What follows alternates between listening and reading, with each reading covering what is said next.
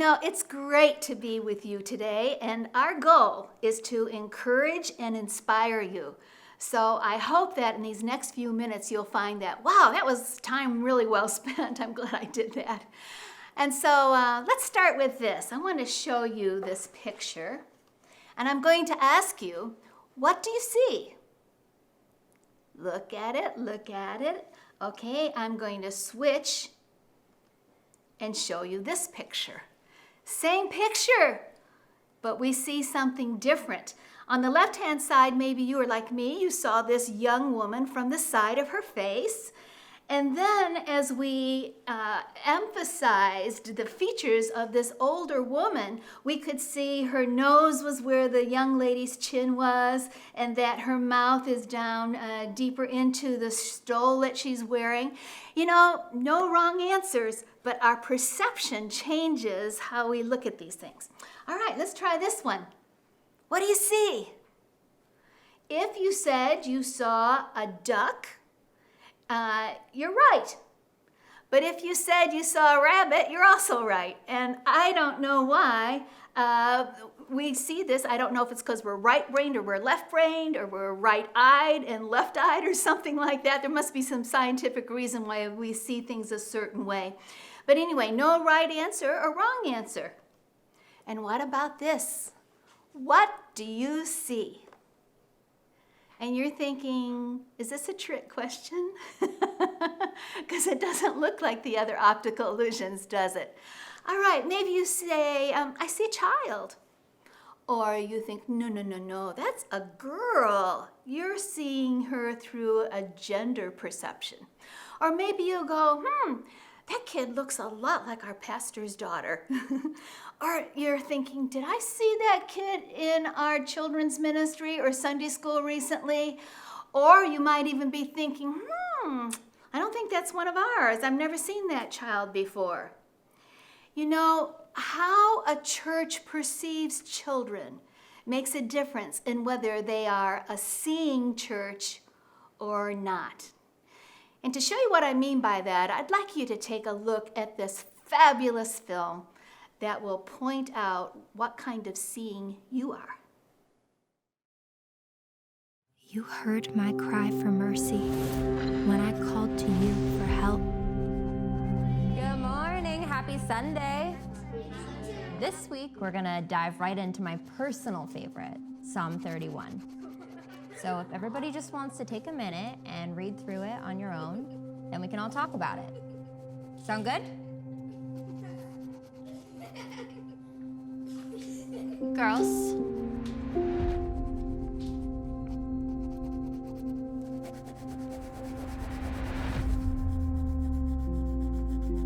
Yeah, that'd be good. That thing we talked about earlier. Yeah, I think I'm gonna take you up on it. Okay. Thanks, Mom.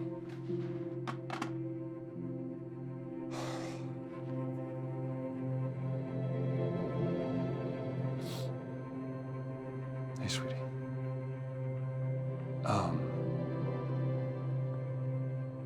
I'm gonna need you to stay with your grandma for a while.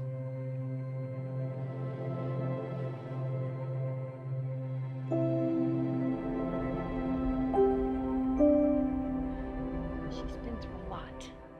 Yes, of course. Thank you.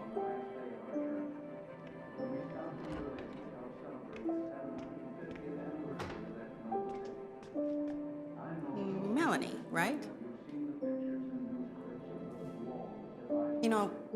The service is ending soon. Do you want me to introduce you to some of the other kids?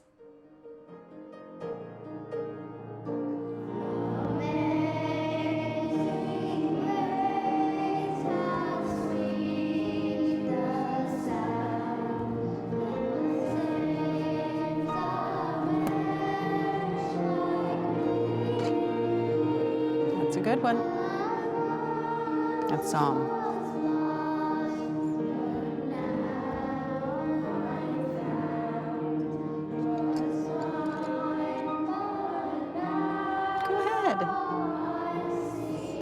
At least add some color to it.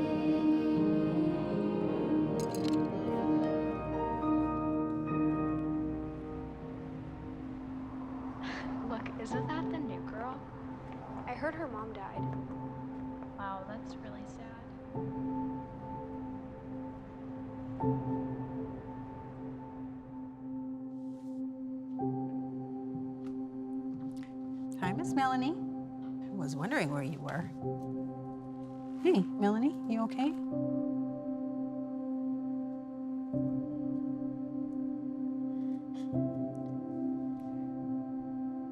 Melanie, look, I know this isn't your home, but just know that you can belong here. Okay?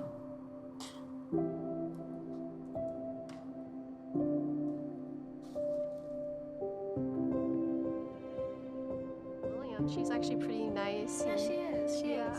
And I think she has a good method too. Like she has you ask a lot of questions, and that's really helpful. Yeah, and I actually learned stuff.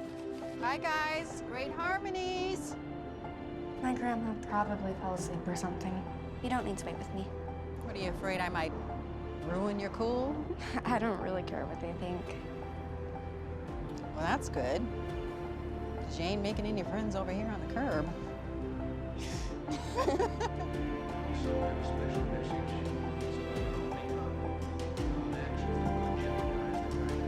Rock, paper, scissors, shoes.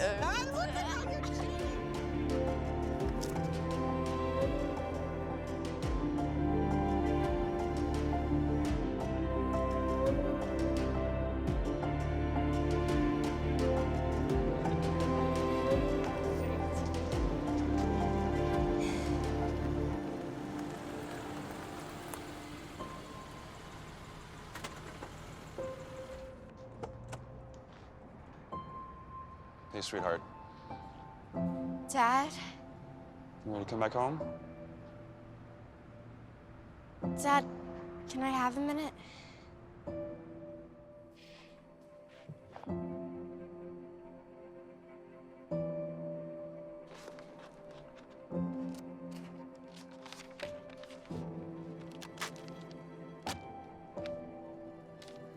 Oh, Miss Melanie. God cares far more about the words in here.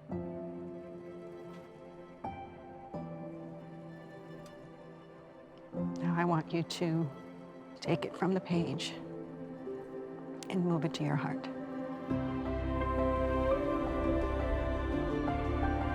You heard my cry for mercy when I called to you for help.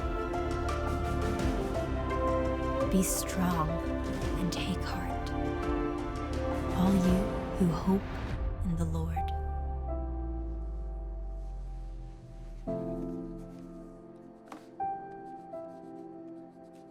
Here, let's add some color to it.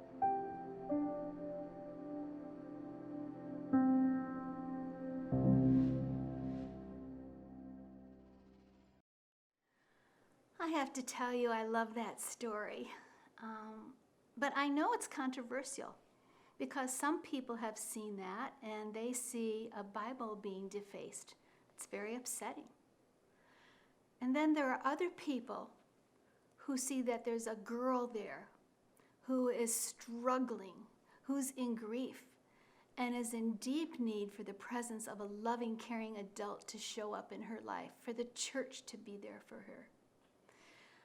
I don't know what you saw, but I hope it made you think that maybe the church needs to be more perceptive towards children than it ever has been before, that we have children with more need, different need than we've seen before in the church, and that we have the tremendous opportunity to be able to step into their lives.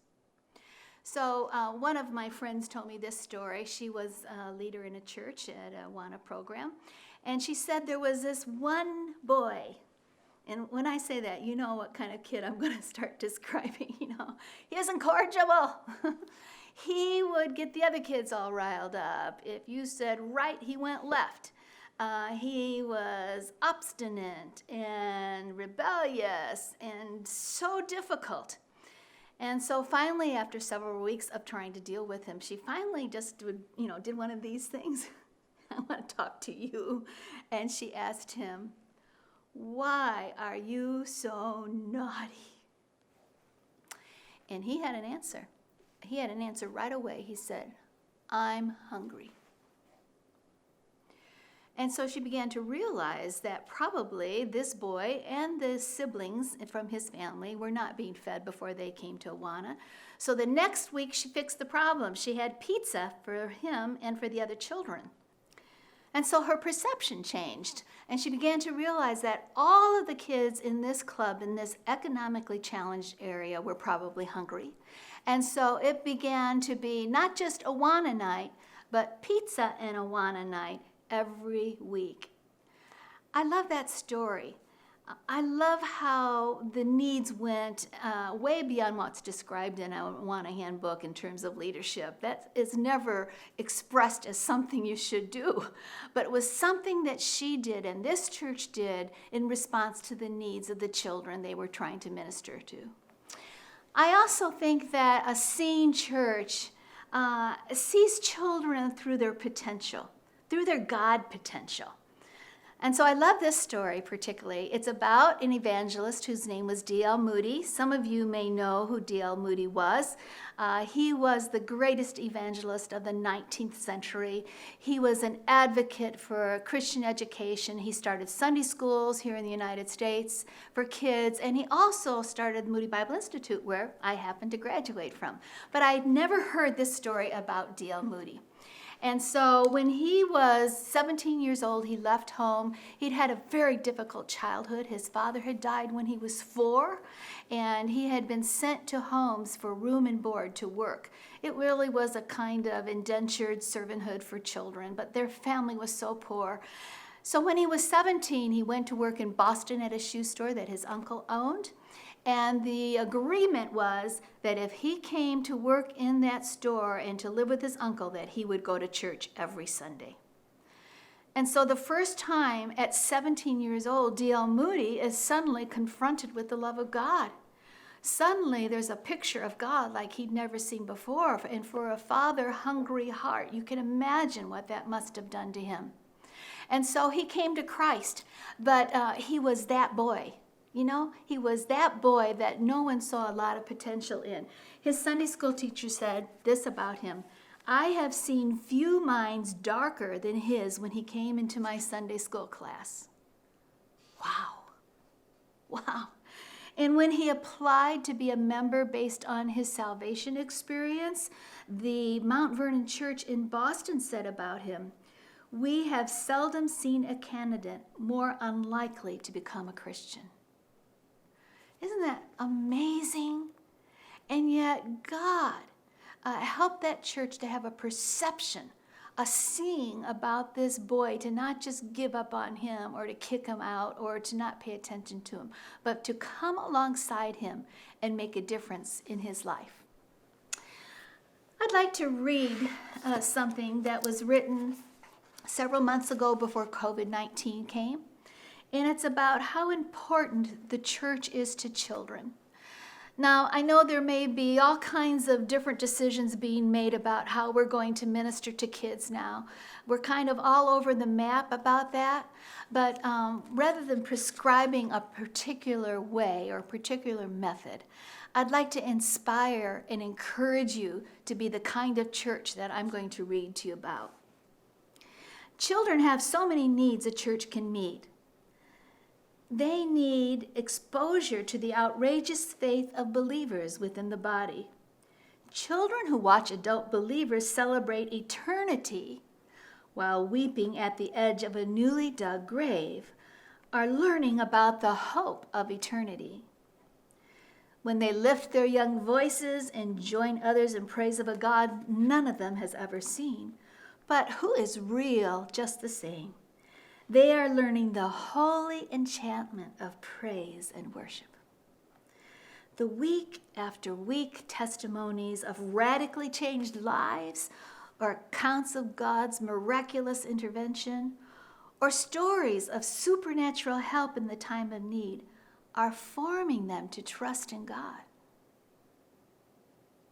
Maybe they'll witness the tears of a grown man down on his knees at the altar, struggling to submit to God some stubborn area of sin, and begin to understand the power of God's forgiveness. When they see people being baptized in their street clothes and filled with God's Spirit as they come up out of the waters, hugging their pastors with their dripping wet joy, they are learning the beauty of surrender to God. They may watch a church baby, a baby with special needs who is loved on by the entire congregation, and know that they too belong and are accepted as is. When the church exposes them to the needs of the world, the suffering, the hunger, the disease, they may respond and give from their piggy banks or some young entrepreneurial effort. At church, they join other kids their age who are loving God and bravely making their own countercultural journeys. The worshiping face of someone lost in God may draw them to spirituality even as children. It is within the body of Christ that they are known, spiritually nurtured, and made disciples. All this happens in their lives because there's a church.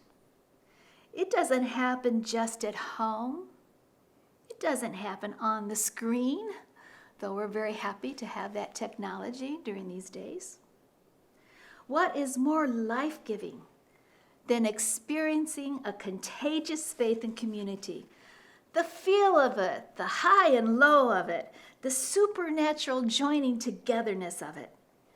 It's not enough simply to give assent to a creed or nod a passive head in agreement or understand Scripture intellectually. That's not what church is about. That's not what Awana is about. We need to fall in awe and love with Jesus again. We need to help each other and our children know God. The church is the faith engine driving us to God and to each other. The church has been traveling this spiritual journey for thousands of years, through thousands of circumstances, all over the world. The church is uniquely able to expose children to that kind of corporate faith. Now, please listen to this. We can't let this generation of children miss that.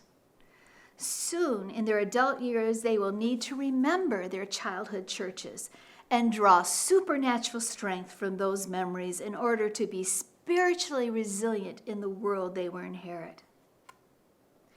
May their faith stories include, but there was a church. But there was this amazing, loving body of believers called the church. However you choose to minister to children, and it is challenging in these days, may you be courageous, may you be creative, may you understand the importance of the job that God has asked you to do, because you are the church.